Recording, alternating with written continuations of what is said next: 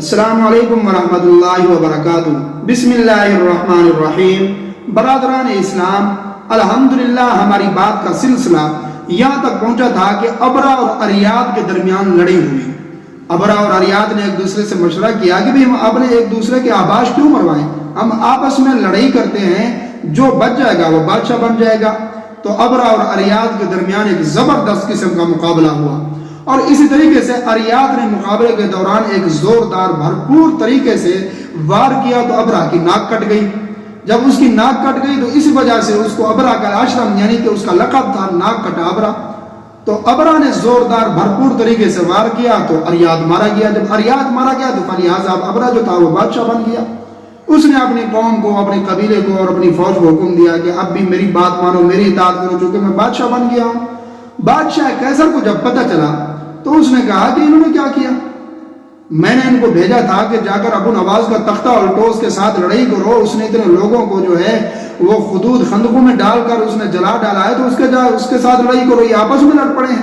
اور کتنا بڑا بدبخت ہے ابرا جس نے میرے گورنر اریاد کو قتل کر ڈالا ہے۔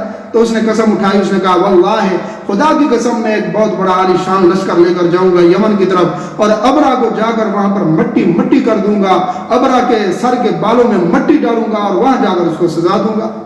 تو ابرا چونکہ ایک چلاک آدمی تھا، جب اس کو پتہ چلا تو اس نے فوراً اپنے سر کے بال منڈوائے اور یمن کی مٹی ایک برتن میں جو ہے وہ بادشاہ کی طرف بھیج دی۔ قاصد لے کر چلا گیا تو اس نے جا کر کہا کہ بھئی بادشاہ سلامت، میں آپ کا غلام ہوں، آپ دیکھیں آپ نے قسم اٹھائی ہے، میں نے یہ اپنے سر کے بال بھی دے دیے ہیں اور یمن کی مٹی بھی دے دی ہے، آپ میرے بالوں میں مٹی ڈال دیں، اپنی قسم پوری کریں، خدا کے لیے میرے اوپر حملہ کیوں کرتے ہیں؟ تو بادشاہ بڑا خوش ہوا، اس نے کہا جی اتنا آدمی نیاز مند ہے، اتنی یعنی کہ معافی تلافی کر رہا ہے، اتنا عاجزی کے ساتھ جو ہے اس نے بال میرے سامنے پیش کر دیے ہیں، تو اس کو معاف کر دیا جائے۔ اب آپ اندازہ کریں کہ یہی وجہ ہے کہ ورنہ اللہ میاں کو ہمارے بالوں کی ضرورت کیا ہے؟ احرام میں، حج میں، عمرہ میں جب آدمی حلق کرواتا ہے، اللہ تعالیٰ کو بالوں کی تو ضرورت نہیں ہے نا، عاجزی کی ضرورت ہے کہ آدمی جو ہے وہ اپنی گردن اللہ میاں کے حضور پیش کر دیتا ہے، اپنی محبوب سے محبوب چیز اللہ میاں کے سامنے پیش کر دیتا ہے، تو اس لیے اس کو معافی مل گئی۔ ابرا نے مزید بادشاہ کو خوش کرنے کے لیے کہا کہ جی مکہ کے اندر ایک بیت اللہ بنایا گیا ہے، کعبہ بنایا گیا ہے، لوگ وہاں جا رہے ہیں، تو ہم آپ سے درخواست کرتے ہیں کہ ہمیں حکم دے کہ ہم یہاں پر ایک کعبہ بنائیں۔ تو اس نے جو ہے حکم دیا، تو ابرا نے ایک بہت بڑا کعبہ تعمیر کیا۔ جب تعمیر ہو گیا تو اس نے بادشاہ کو کہا کہ آپ جو ہے وہ اعلان کروائیں ارد گرد جو ہے کہ آئندہ سال لوگ جو ہے وہ حج کے لیے مکہ کی طرف نہ جائیں بلکہ یمن کی طرف آئیں۔ تو بادشاہ نے اعلان کروایا۔ جب اعلان کیا تو عرب کے قبائل کو بھی پتہ چل گیا۔ عرب کے اندر ایک قبیلہ تھا، قبیلہ نسیح، یعنی کہ یہ مکہ اور طائف کے درمیان رہا کرتا تھا، اور یہ لوگ بڑے حرم کے عاشق تھے، بڑے مجاور تھے اور خدمت گزار تھے۔ ان کو جب پتہ چلا تو انہوں نے کہا کہ بھئی انہوں نے ہمارے اللہ کے گھر کے مقابلے میں انہوں نے گھر بنایا ہے، وہاں پر کعبہ بنایا ہے، وہاں اگر روک چلے گئے تو یہ اس کی تاریخ بھی منظم ہو جائے گی، تاریخ بھی ختم ہو جائے گی۔ تو اس لیے اس نسیح قبیلہ یعنی کہ ان کو نسیح اس لیے کہا جاتا تھا کہ یہ چیز جو ہے آنے والی چیز کو پیچھے کر دیتے تھے۔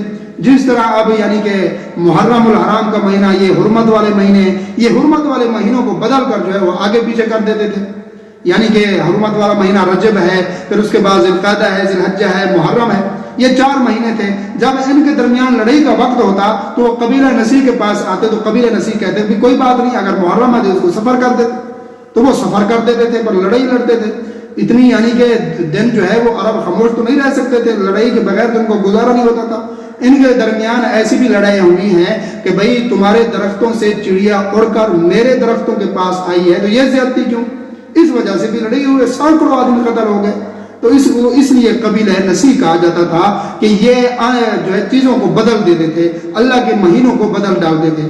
تو ان کے کچھ لوگ جو تھے وہ گئے اس یمن کے کلیسیا میں، جا کر انہوں نے جو ہے دیکھا، عبادت کی نیت سے گئے اور وہاں جا کر انہوں نے گندگی اکٹھے کی، گندگی اکٹھے کر کے اس کے دیواروں پہ مال دی اور چوری چوری وہاں سے نکل بھی آئے۔ صبح کو جب ابرا کو پتہ چلا تو ابرا نے کہا بھی یہ کون کر سکتا ہے؟ تو ان سب نے کہا بھی صاف بات ہے، صاف بات ہے، عرب قبائل کے علاوہ اور کون کر سکتا ہے؟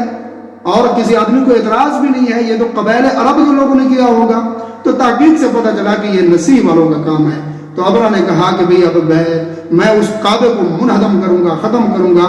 جنہوں نے میرے کعبے کی توہین کی ہے تو ابرا نے ایک بہت بڑا لشکر تیار کیا اللہ کے گھر بیت اللہ کو گرانے کے لیے۔ تو انشاءاللہ آنے والی ویڈیوز میں یہ ضرور عرض کیا جائے گا کہ ابرا کس طرح آیا اور بیت اللہ کو مدھم کرنے کے لیے، اور درمیان میں اس نے کتنی قومیں کچل ڈالی، انشاءاللہ آنے والی ویڈیو میں ضرور بتلایا جائے گا۔